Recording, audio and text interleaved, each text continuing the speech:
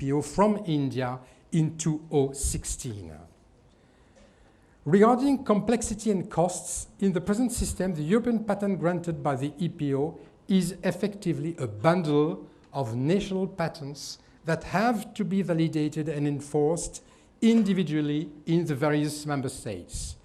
This is rather costly and complex, imposing an unnecessary burden on applicants and limiting accessibility, particularly for small and medium-sized enterprises.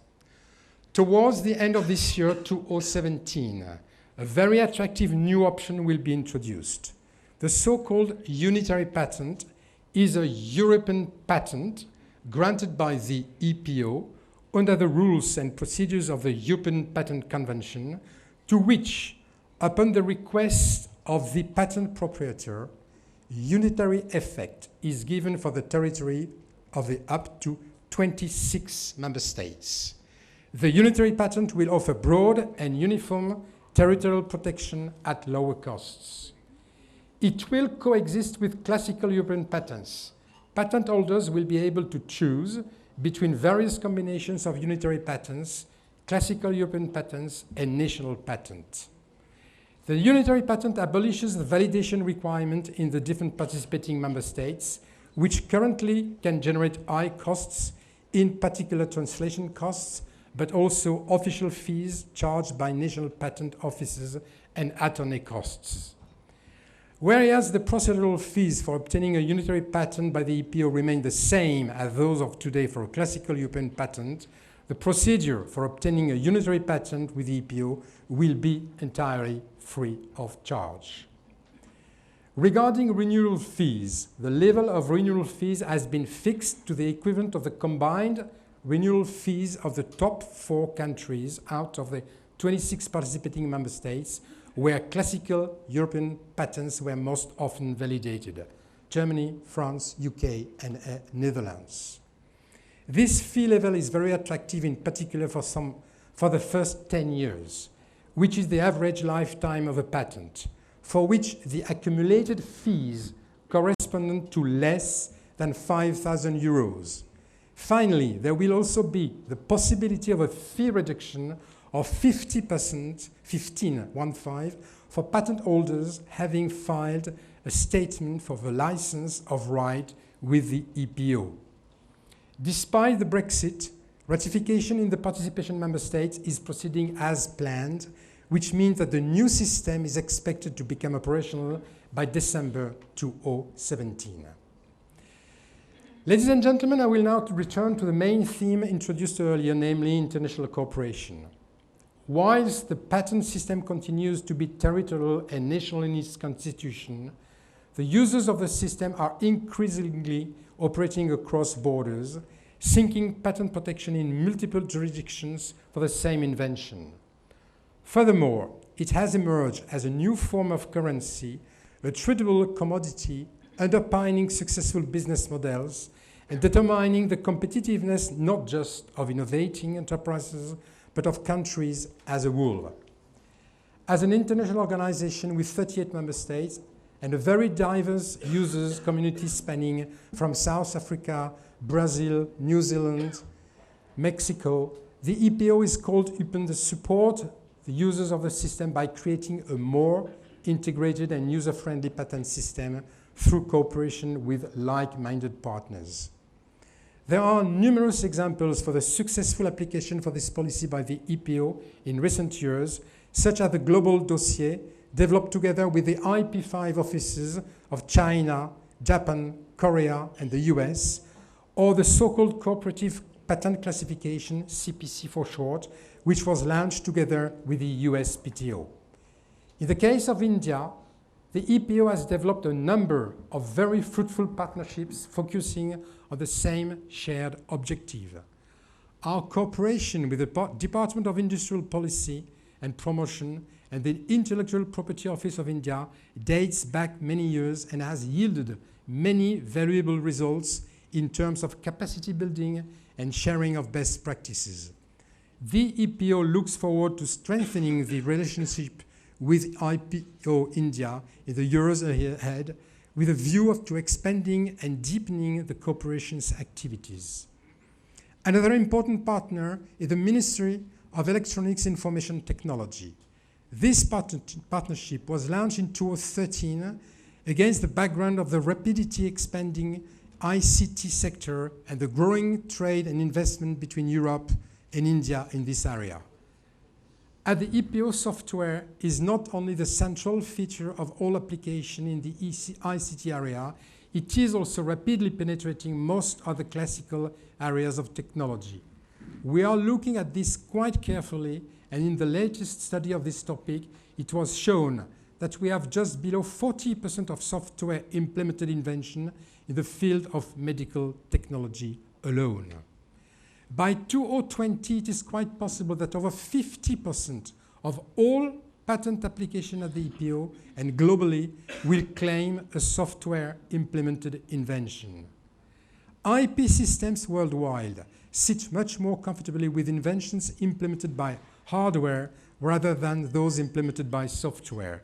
And in certain jurisdictions, this leads to unpredictable outcomes and procedural swings, which in turn make life very difficult for running an IP-based business.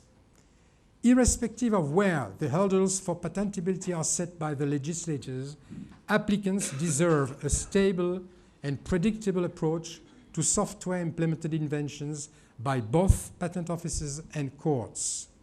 The EPO and METI, therefore, agreed to create a platform for exchanging best practices in the area of computer-related inventions between Europe and India, with a view to supporting the development of a sustainable international IP ecosystem in the ICT sector.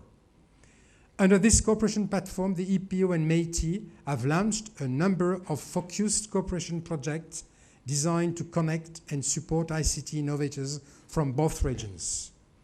For instance, the Indo-European Conference on Patent and ICT was organized in the 4th consecutive year at the EPO in Munich last December and has become a unique reference for innovators and IP professionals interested in ICT-related IP developments in both jurisdictions. Last year, we had 200 people from all over the world attending this conference. In addition, in order to support in particular SMEs and startups, the so-called Indo-European IPR platform will facilitate registration, protection, and commercialization of ICT patents in the respective jurisdictions. The portal will not duplicate any existing services, but rather provide a central gateway to all the relevant information and services in both regions, thereby improving access to the system of the users. Ladies and gentlemen, with this I would like to conclude and to thank you again for giving me the opportunity to address you here today. It's always a great pleasure for me to come back to India, to return to India, where I came first as a French civil servant in 1978, and to witness firsthand the remarkable progress your country is making in the areas of innovation and IP.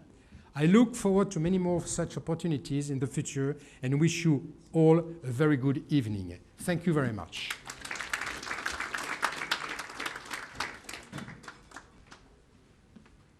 Thank you so much, sir. Friends, for a layman like me, when I see electronics and IT, I actually compare it to a magic, because I see it as a magic actually, because it is actually having a lot more horizons to discover what we already did. So we want to actually understand this industry, because we know that there are no rules in magic, but yes, I think there should be a procedure. For that procedure, we must need to understand the industry, and for that industry address, we do have with us the Vice President of IPR Policy, Ericsson, Ms. Monica Magnuson. Please put your hands together for her.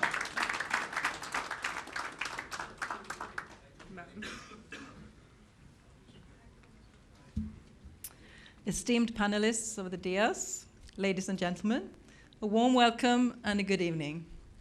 At the outset, I am truly excited to travel once more to India to participate in an ASSOCHAM event, this time the ASSOCHAM Innovates Conclave and Startup Awards.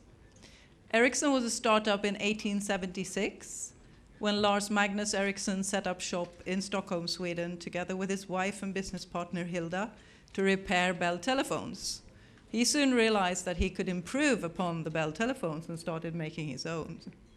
The first patents that Lars Magnus was granted have long expired, but we have kept walking on that same path since then, innovating continuously, and now hold a portfolio of 42,000 patents.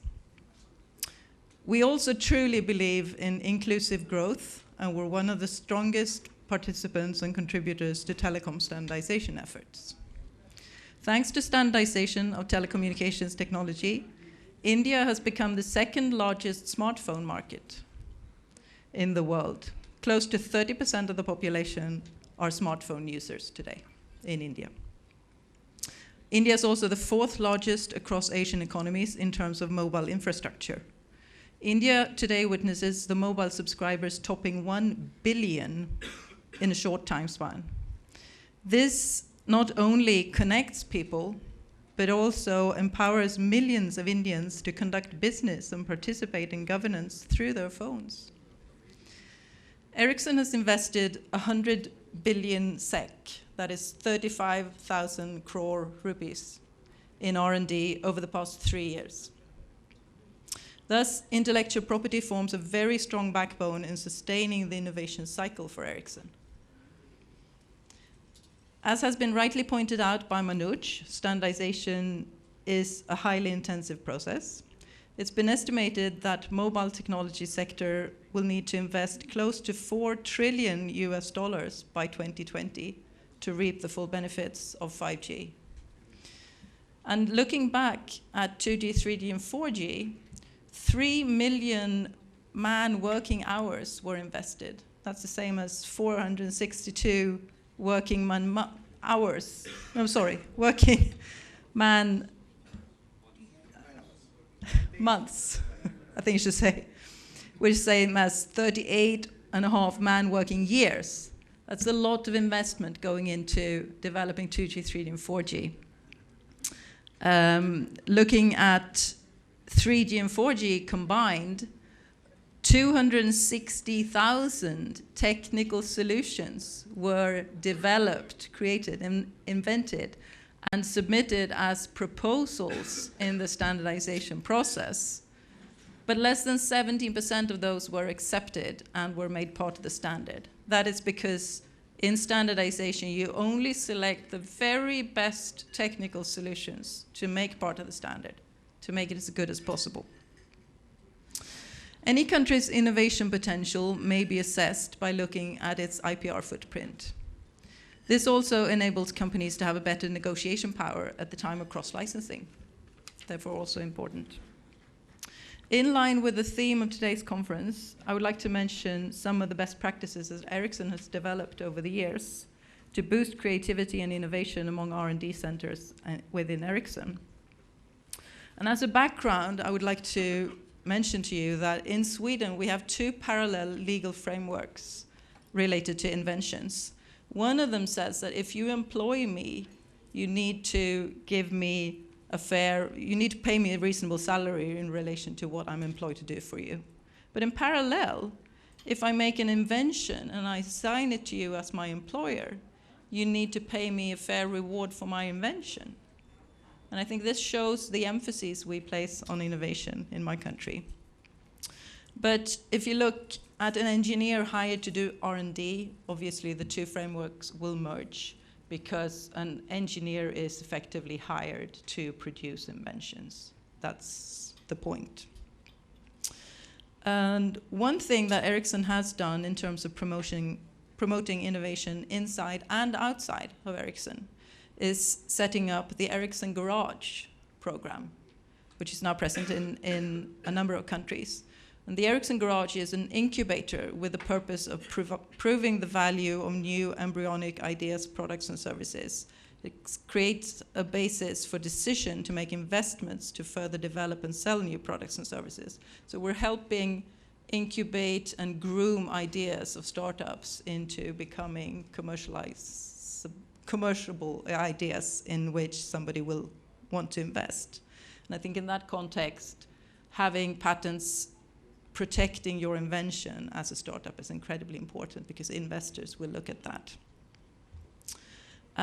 For more than 20 years, we've also had the Inventor of the Year award as a company, within the company, to stimulate and promote innovations within Ericsson. On the outside, we also have the Ericsson Innovation Awards competition, which gives students around the world an opportunity to develop their ideas in collaboration with Ericsson experts. The theme for the 2017 competition is the future of food.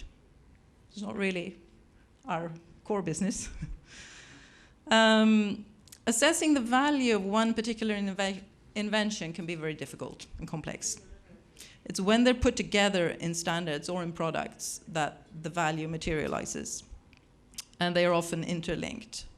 There's also an element of mutual benefit in working together with colleagues within a company. One single inventor would probably not have been able to come up with their idea if they'd worked in isolation. It's by working together with more experienced colleagues and learning from each other that they come up with the ideas.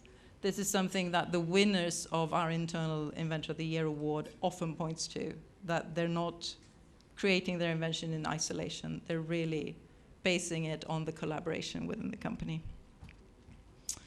For example, our researchers that are now working for 5G, they are drawing on the company experience of productifying, not only developing 2G, 3G, 4G, but also productifying 4G and deploying it out in the field. In any case, any inventor within Ericsson who submits a patentable idea that we decide to file a patent application for will get an inventor award, whether they're based in Sweden or in India or in Korea or in Japan or wherever. Ericsson really believes that employees should be encouraged to invent. And once they have a certain experience as inventors, they should also be required to coach others and teach them to become experienced inventors themselves. This builds an innovative company. And once you are up and running as an innovative company, you come to a point where you have to manage the number of patents that number of applications you file. Otherwise, they'll be unmanageable for sheer numbers. So looking at Ericsson, we have a wide variety of filing ratios, if you will. Some organizations are very experienced, their inventors are very experienced, they know exactly what's needed for a patentable invention, and we file most of the ideas they submit. Other organizations are less experienced, and they need a bit of learning, and during that learning process, we probably will filter out more of their proposed ideas, but eventually they'll get there too. And at this point, I would like to point out that having been active in India since 1903, by this time, we have many, many inventors in India that have made a lot of good inventions for us, which is not so strange if you consider that we now have more employees in India than we have in Sweden, more employees in India than we have in the US. So to finish, I would like to echo my colleague Manoj and re-emphasize that Ericsson is committed to support India's socio-economic growth, and we will continue to bring the best technologies for consumers' welfare. We also commit to government key initiatives such as Digital India, Make in India, and certainly Startup India. Thank you.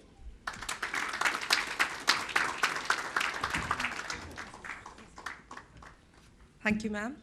And friends, we do have with us on the dais the Group Coordinator and Senior Director from Ministry of Electronics and IT. He is dealing with R&D and startups, so he is actually very much authentic for today. Please put your hands together for Mr. D. Datta.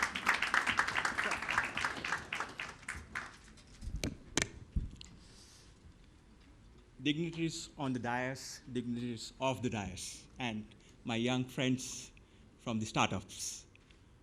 I always feel charged up when I'm in the company of young people who are having a mind to change things and look things differently and do things differently.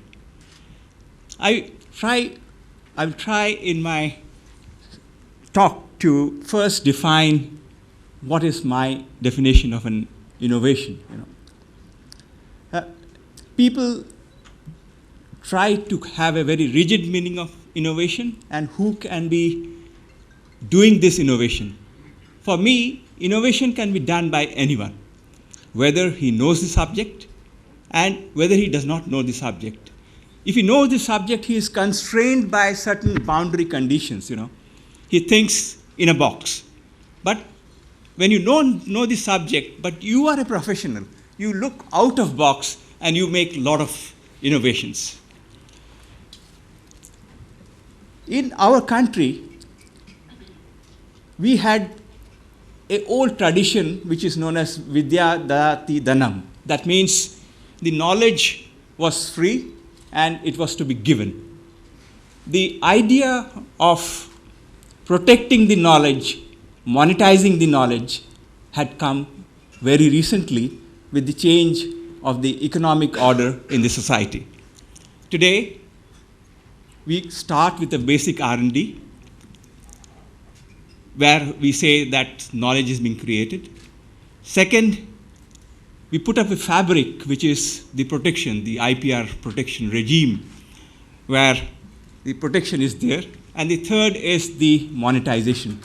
I think we in India have almost 4,700 startups this year, third in the world. The monetization of all has not taken place to the extent that I would have expected. So I think we need to do, and our Honorable Minister has already talked about the ecosystem. Rajiv from DIPP have also talked about the consolidation of the IPR regime. The IPR consolidation started in last year when patent, copyright, semiconductor registry all were brought together under an umbrella and were given a direction that we must protect. Today, I think in the area of ICT, the innovation is so prevalent, and I'm reminded of an example in the Second World War when Einstein was teaching in Princeton. 2 or 3 years he gave the same questions to the student. And his colleagues were asking, "Hi Albert, what are you doing? You are giving the same questions." He said that questions may be same, but the answers are different. And doing them is differently. So in this